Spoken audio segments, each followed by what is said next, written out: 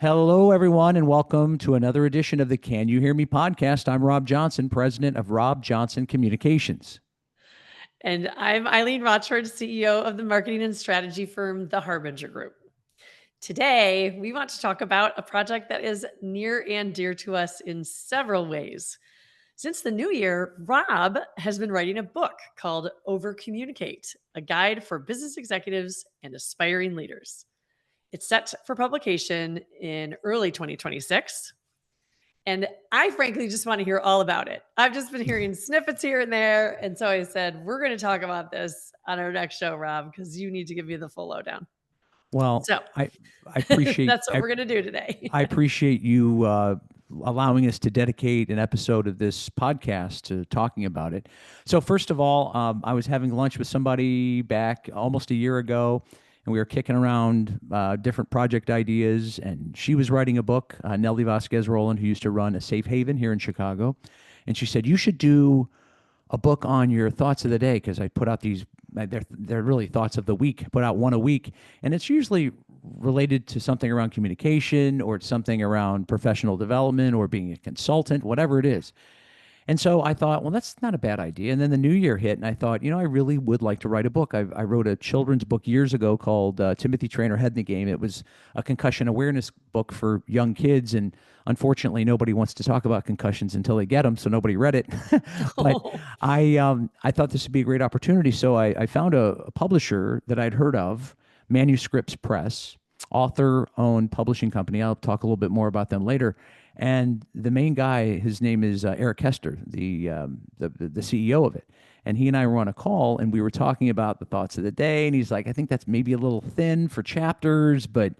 And so we started talking about the importance of communicating if you're leading your teams, and how I think all of us, Eileen, not just me, but you and a lot of the clients we run into, the ones that take that extra step to communicate, the ones that really want to make sure everybody's on board with what's in front of them, the tasks at hand, those are the people that have success. So he kind of stopped for a second, searched on his computer, and he said something about, nobody's talking about over communicate. And I said, well, wow, that's awesome. That's great. But immediately, as a marketer at heart, I said, some people look at over communicate as a bad thing. So immediately I have a marketing issue. So how do we overcome that? That was one of the first conversations we had, because I thought it was a terrific idea if I could define it on my terms. So he said, well, in your intro and throughout your book, whenever you talk about it, you have to let people know that you're talking about over communicating in terms of making sure that if you're a boss and you think, did I communicate that well enough to my team? The answer is probably no. You need to do more, because you need to make sure that everybody's on the same page. Everybody understands the objectives that are ahead of them, and everybody understands that they are moving in the same direction. That is my version of over communicate, because what it's not, this has nothing to do with micromanaging or sending 75 emails to your team that will never get read, or having incessant meetings, a million meetings a week. That's not what I'm talking about when I talk about over communicate. I'm talking about over communicating in a positive way to make sure that everybody is, they know what the goals are. Yeah. What I love about the title is kind of the inherent almost tensions that are present when you just say the word, because it's provocative, if you will. Like, wait a second, that sounds like it wouldn't be a good thing, but it really, really is a good thing, particularly in the world, I think, that in the world that we inhabit now, I think. You're absolutely right. There's And just still a lot that the you great thing battle about this in the publishing, workplace and elsewhere. oh yeah, the great thing about this publishing company, Manuscripts, it's author owned. So I pay for the service up front, but it's 6 weeks of author positioning. That means finding the tension statement. You were just talking about that. Your table of contents. What are you going to write about? Why you? Why now? Why this subject? They really force you to go deep. 6 weeks before I wrote a word. And then it was 16 weeks of writing a chapter a week while running Rob Johnson Communications and doing research, which was maybe the most grueling thing I've ever done professionally. And then there was a little break. And then back in the late summer, early fall, I did a pre-sale campaign to try to get people on board as a community of readers. And so that the importance of doing it that way is it's one thing to say, yeah, I'm writing a book, and I say, please buy my book, and it's a very Mhm. one-way conversation. If you get people involved in the process, people that are early adopters, they could be beta readers, whatever the case may be. This community of readers is important for you to have success going down the line. And now, as we sit here in the fall, I'm right in the middle of 16 weeks of revisions. So I did 16 weeks of writing, which I thought was the hardest thing ever. And now it's 16 weeks of revisions, and we are fine tooth comb on every chapter. So when I sent, and we're going to get into this in a second, Eileen, because you were kind enough to be a part of this book. When I sent chapters to everybody after they were done, I said, I don't need grammar. I don't need style. Did I capture the interview? Did I capture what we talked about? And that's really all I need, because now I'm going through it really, um, in a very intentional kind of way. So it's really cool. So that's a perfect lead into what I want to kind of get to with us. And many people that I feature in this book have been colleagues, Can You Hear Me podcast guests on this very podcast, and others whose communication techniques I admired. So one chapter focuses on communicating in a remote working environment. And I interviewed you. You were kind enough to do that. And as most listeners know, the Harbinger Group has been remote since you founded it more than 20 years ago. So as I built these chapters around you, I would also include um, people that were on the receiving end of that communication. So in this case, it was Tony Bosma, who's a vice president at the Harbinger Group, and he's a good friend as well.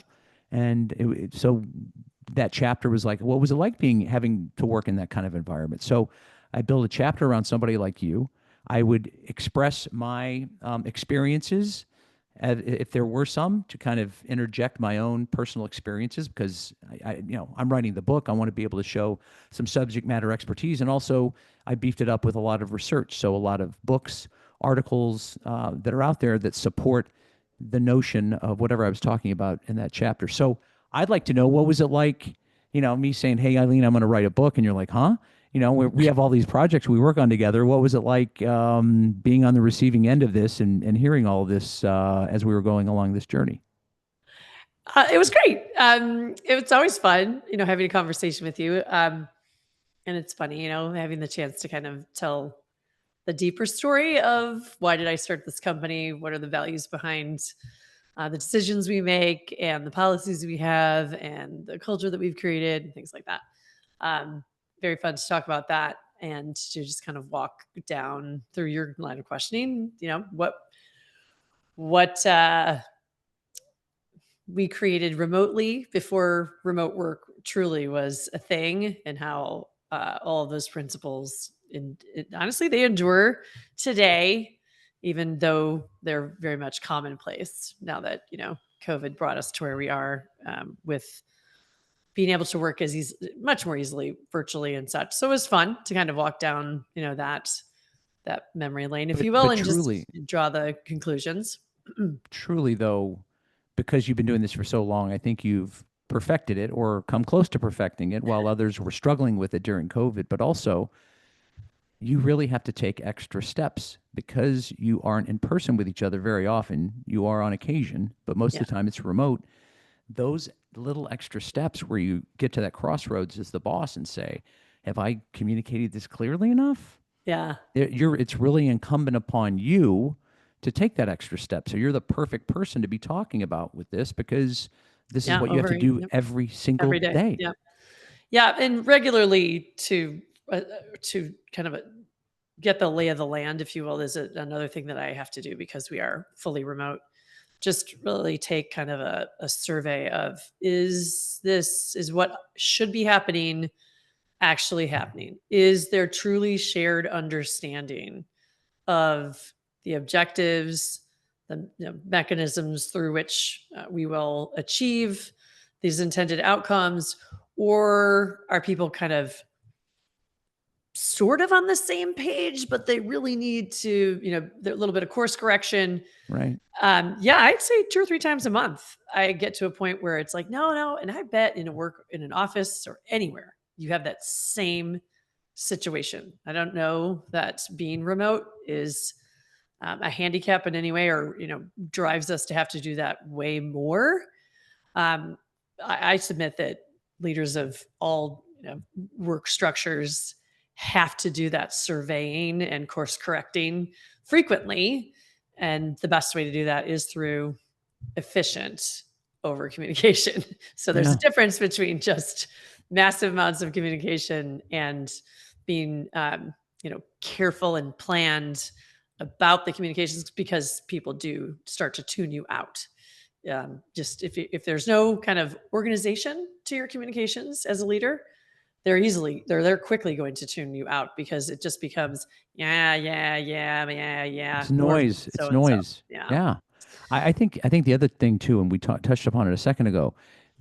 I didn't do it for very many of the chapters, but having somebody like Tony Bosma who works with you and has for years, was very helpful, because it's one thing to say, "Hey, I'm Eileen, and here's how I communicate with the people I work with." This book is for business executives and aspiring leaders, so it's very important that they're getting the message from the boss, but also they have the ability to share their input with the boss to let him or her know where they need to be focused, or where blind spots might be, or whatever the case is. So for me, this particular chapter, getting to actually talk to Tony about, so what is it like to being communicated with in a remote working environment?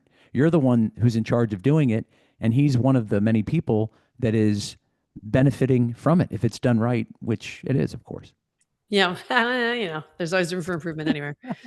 Um, yeah, I think that's a pretty cool, you know, tool, if you will, that you used to demonstrate that.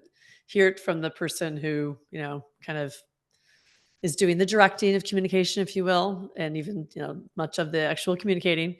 And then from the lens of one person receiving those communications. I think that was pretty neat. Um, Technique that you used there. I like that.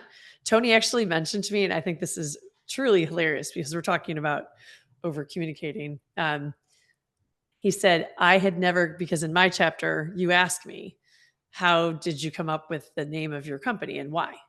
Yeah. And so I told you that story. Yeah. And Tony said, as he was reading um, the work, or what your draft, he sent me a message and said, I never heard the actual full story of how the Harbinger Group was started. I was like, I know you've heard like versions of it, and Sure. I've certainly told lots of other people in lots of other interviews. Um, so it was kind of funny for him, having worked here for as long as he has, to say, I never actually heard that whole story. I really like that. That's so cool. It made me laugh. I want people So to learn something, even the people that are in the book, right, even if they learn right. something, that's a Yeah, win. he from reading my chapter, he read Right. something. I find that That's so hilarious. funny. Yep. Okay, so we've talked about your publisher and the Yeah. publishing process a little bit, Yeah. but what I was curious about was, you said you found this publisher. Yeah. How? How did you find your publisher? They actually they had reached out on LinkedIn, and coincidentally, one of the people that's in the book, Aaron Brooks, who is the chapter about sincerity. He runs a really great networking group. He had worked with him several years back, so I kind of heard a little bit about him, and then I got this LinkedIn, and then I was thinking about writing the book, and so it was all very fortuitous, and so I reached out based on those few things, and I talked to several people, because on LinkedIn they'll say, "Do you want to write a book? Is it time for you to write a book?" Oh, okay, of And course, so I hate it. everybody that comes to me now on LinkedIn that says it, I say, "Yeah, it is." And Yeah, I did. I just did earlier I sent today. them my author page for the pre-sale campaign with manuscripts. Oh, I'm like, that's that's a great idea. In got fact, I'm this all already locked doing it. up. You're great. Yep. So that's how I found them. But when I did self-publishing for my little book 10 years ago, and I didn't know what I didn't know, and I still didn't know what I didn't know, even Not really. after the process. It's just so nice to have experts at every step of the way. I told you about the author positioning and the development editor for the writing, and then the marketing expert, and now the revisions expert. And by the time the revisions over, it's going to be copywriting, then it's going to be the publishing, then it's going to be the release in early 26, and then and the marketing will be going along. It's not going to be going as intently as it did back in the late summer and early fall when the pre-sale campaign was going on. But once it comes out, we'll crank that back up. So we're going to continue it, to have a presence, especially to reach out to the people that have joined the author community. and to keep them apprised of what's going on. And then when the book comes out, we'll hit the marketing hard again. And I've talked to people locally about, hey, I'd love to have a book party or whatever the case is. They're going to help. The manuscripts is going to help organize a book tour. So there's a lot there. Oh, it's so exciting. So, how many chapters are in the book? Right now, there are 14 chapters. I pivoted on one. I decided the person wouldn't be You right took for me the out, for didn't the. you? I You're took just you out and can't Tony. I was you're like, enough of looking those for a guys. way to break it to me. No. So currently what I'm doing is searching for somebody. I've written a chapter about a particular subject, and we won't go into it here, but I'm looking for somebody who exhibits that ability to do that. And so Which I'm which going to what to tweak do the what? chapter. Which is sorry. The It's about the what? the chapter is about being an adaptive leader. Okay. So if any adaptive leaders are out there, no, if any Yeah. adaptive leaders are out there, contact Eileen. No, I'm kidding.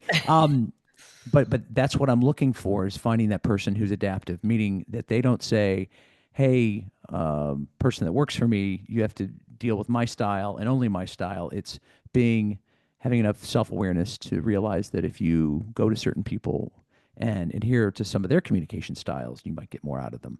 For That's kind of the sure. concept behind it. So there's the research is done, the anecdotes are done, and I just need to flip that. So And I'm there's gonna be there's 13 or 14 chapters in the book. okay. And do So you interview people for every chapter? I interviewed people for every chapter. I now One well, person or more? oh, just one, just Okay. one. I didn't want to make it too complicated, because by the time I'm sharing my anecdotes about that particular subject, and by the time I beef it up with research, because I probably have 80 to 90 reference points. Some of them are the Can You Hear Me podcast. Some of them are, magazines that we reference on this show all the time, Forbes or Harvard Business Review, or it's books that were written by various people. So by the time you get to that, I didn't want to.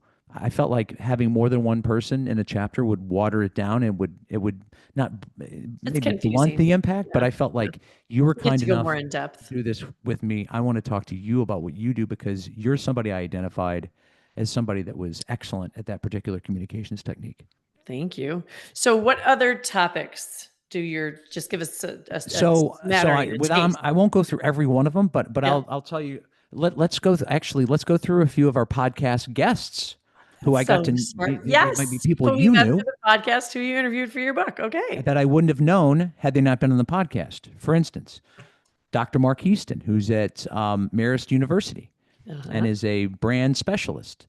He leads off with leadership is communication, because he said that very phrase on this podcast 2 years ago. Yes. And I know it's so simple. And I remember being in the middle of the podcast, like, wait, stop, what?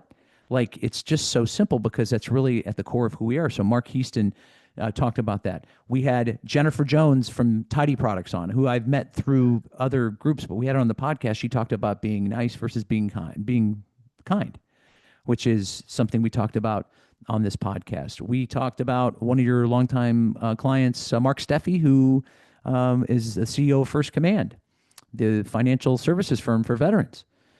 He has his own chapter. So What did he now think of his chapter? he seemed like he was fine with it. I mean, Yeah. some people give me a lot of notes, even though I said I don't need a lot of notes. But if you want to change that quote a little bit, or if that whatever the case is, I'm down for that. He seemed like it was fine. He had a couple minor notes, and he's just such. I think he's such a great communicator in general, that he was somebody that I definitely wanted to have on the have in the book, because he is next level. And he What did he was focus on? What was his um he is he is um he is talking about just communicating mission driven values. So it's one thing to communicate. It's one thing, especially the thing I was fascinated about with him, is he runs a financial services firm, and that's about making money. What did you do? We made money. We made money. But for him, it's making money, obviously, but it's also a mission to help veterans, to help better families of veterans. And so I was able to start off his chapter with my whole family's journey, because I have a brother with Down syndrome, and we've been on the mission of helping elevate people with intellectual disabilities. So that was good for me to tell that story as I moved into here's Mark Steffi. He runs a financial services firm that is mission driven. They have core values. You know what they are because you've Sure been do. probably right alongside them as they're trying to, articulate them. Love. Love is my favorite one. Love. I mean, what kind of financial firm has love in their Yeah. core values? Like seriously. Yep. Putting others That's first. why he is somebody who is like just next Yeah. level. And so Yeah. I think it's fascinating. So our mutual friend Rich Jernstedt, who is a communications legend here in Chicago, to over communicate, you must first listen. And you know him. He is a big listener, a big did you ask good questions guy. And so that was a chapter that we did with him. And then Nellie Wartoft, who is I called her the change agent, who does Mhm. change communication, transformation, Yeah. with her She's company, brilliant. Tiger Yeah. Hall. Mhm. So I listen. I wouldn't have known her if she wasn't on this podcast, and she was on the podcast, and we went, "Oh my gosh, she's a genius." So So she has a brilliant. chapter. So there are other ones. There's a couple that I really like talking about too, because one of them is the illusion we're communicating when we're not, and that's my old college professor from DePaul, Jeff McCall. And so he still does. He writes, opinion pieces here and there, and he shows up on cable shows and whatnot.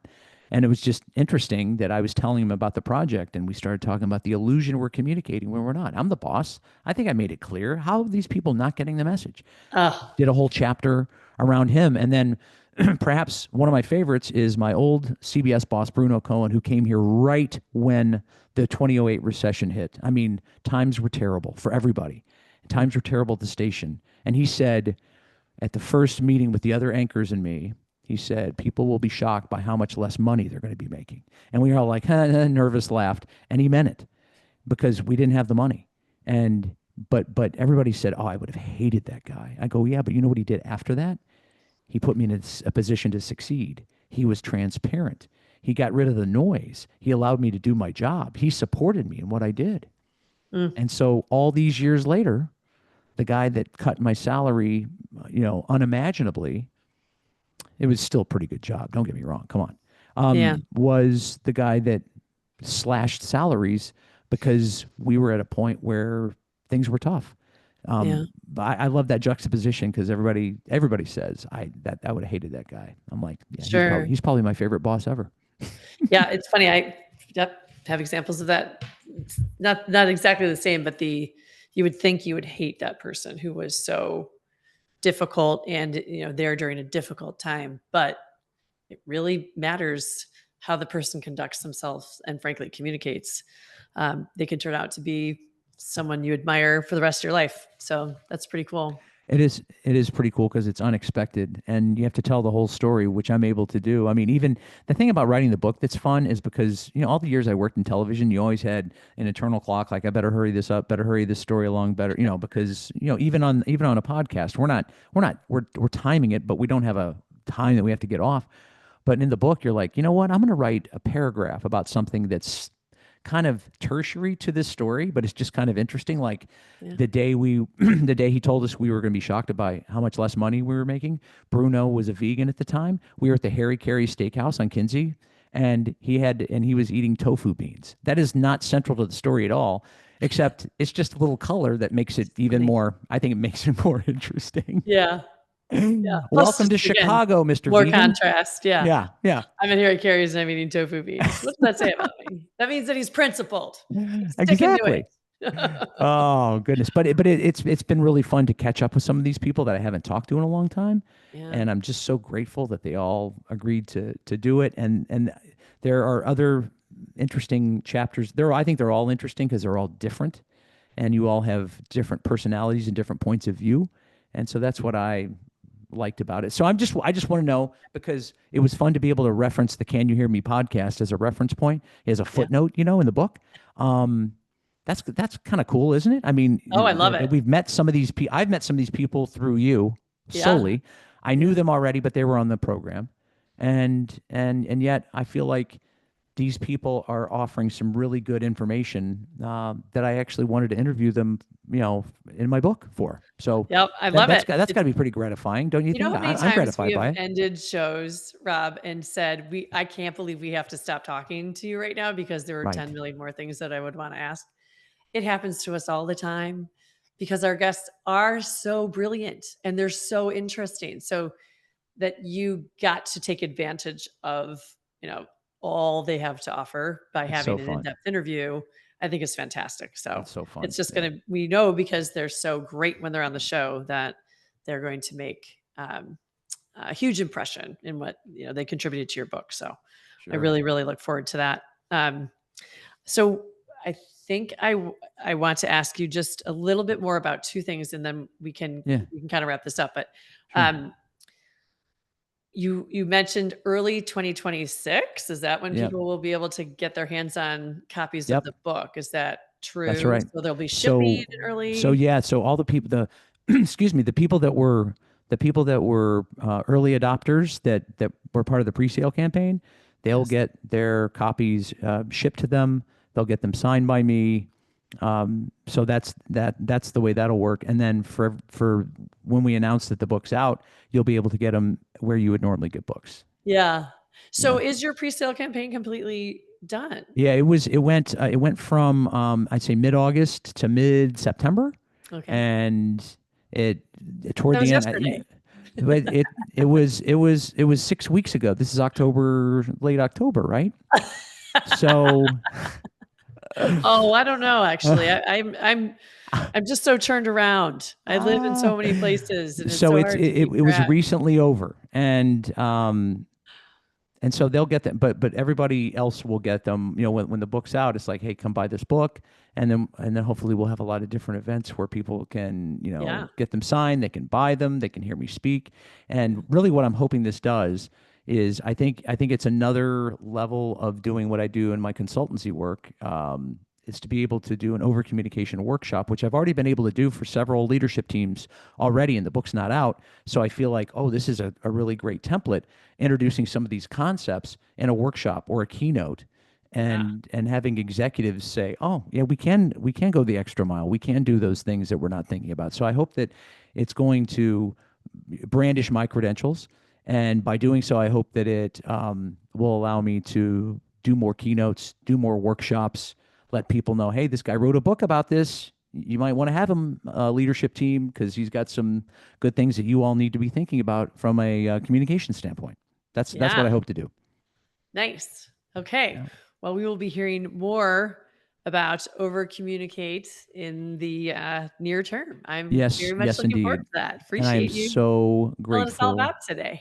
Yeah, I'm so grateful that you gave me the time to talk about it. It's obviously a passion project, and it's really enjoyable. And when I saw the book cover, for the first time, maybe in the summer, I was like, "Oh, this is real.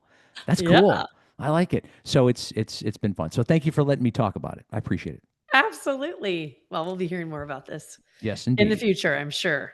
Of course. And that's going to do it for another edition of Can You Hear Me? I'm Rob Johnson. If you'd like to comment on the podcast or suggest a topic, please contact us at our Can You Hear Me podcast page on LinkedIn. You can also subscribe to our Can You Hear Me newsletter at the same place. Yes. And Rob, do you think maybe there's a book raffle in our future for our Oh, listeners? hey, however it works we're going to figure out some way to tie that in, and I promise you there'll be whatever we can imagine. I'll That will be I'll I'll fun. leave it up to the expert marketers to figure it out. Yes. So there may be the opportunity for a few very fortunate listeners of Can You Hear Me to get their Oh own yeah. free signed copy from our very Yes. own Rob Johnson. So As we that would get be awesome. closer to that, for sure, we're going. Now that we have the LinkedIn, I mean the newsletter on LinkedIn, the Can You Hear Me, and we're working on uh, a website, Yeah. right? I mean, this is all very exciting, but we're really trying to offer unique content to people that are along on this journey with us. So you Yeah. can be sure there'll be some sort of book raffle or some call to action to get involved with that. And an over communicate corner on our Can You Hear Me Yes, website. I That'll love be the great. ideas. Hosted by Rob. Okay, everybody. Okay. I'm Eileen Rochford. Thanks for listening today. If you like what you heard, Please consider giving our show, Can You Hear Me, a positive review wherever you get your podcasts, like Apple or Spotify, because your reviews help other listeners find our show. Thanks so much for being with us today.